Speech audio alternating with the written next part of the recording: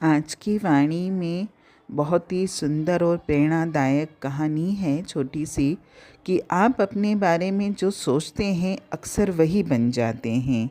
और जब जीवन आपको उस मुकाम पर ले जाए जहां आपको अपने बारे में सोचना हो तो हमेशा ऊंचा सोचें।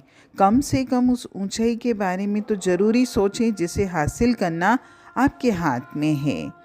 एक छोटी सी कहानी है कि एक भिखारी ट्रेन में स्टेशन से दूसरे स्टेशन तक भीख मांगता था और फिर उसी ट्रेन में लौट जाता।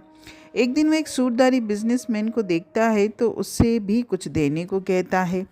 तो सूटधारी ये कहते हुए मना कर देता है कि मैं एक बिजनेसमैन हूँ और तभी किसी को कुछ देता हूँ जब बदले में वह मुझे भी कुछ दे।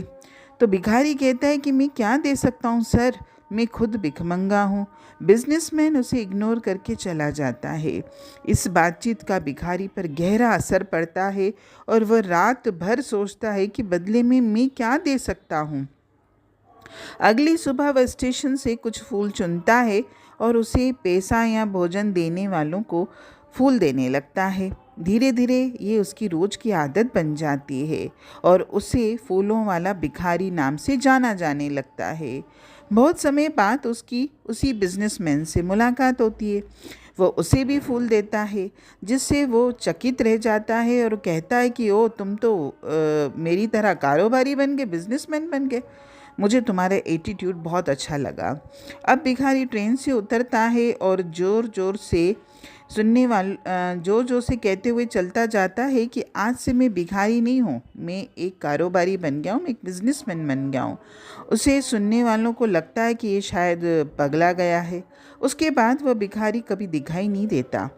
4 साल बाद उसी कंपार्टमेंट में दो सूटधारी बिजनेसमैन यात्रा कर रहे थे, एक वही पुराना वाला और एक नया। नए बिजनेसमैन ने पुराने वाले से हाथ मिलाया और कहा कि मुझे पहचाना। पुराने बिजनेसमैन ने कहा शायद मैं आपसे पहली बार मिल रहा हूँ, मैंने तो नहीं पहचाना। तो नए बिजनेसमैन ने उसे बिजनेस कार्ड थमाते हुए कहा कि नहीं सर, हम पहले 2 बार मिल चुके हैं। मैं फूलों का व्यापारी हूँ, बिजनेस डील के लिए शहर से बाहर जा रहा हूँ और इसका श्रेय आप ही को जाता है।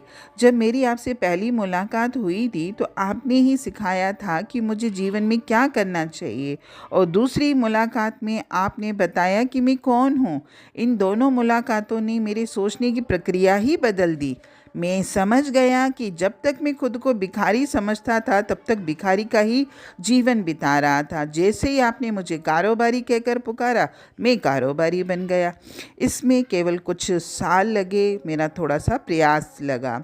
और ये छोटी सी कहानी हमको शिक्षा देती है कि जीवन में अगर हम कुछ बनना चाहते हैं, केवल हम अच्छा सोचें अपने बारे में और ये तय करें कि मुझे वाकई जीवन में कुछ बनना है, तो उस दिशा में अगर आप प्रयास करेंगे तो वाकई आप कुछ न कुछ बन जरूर जाएंगे।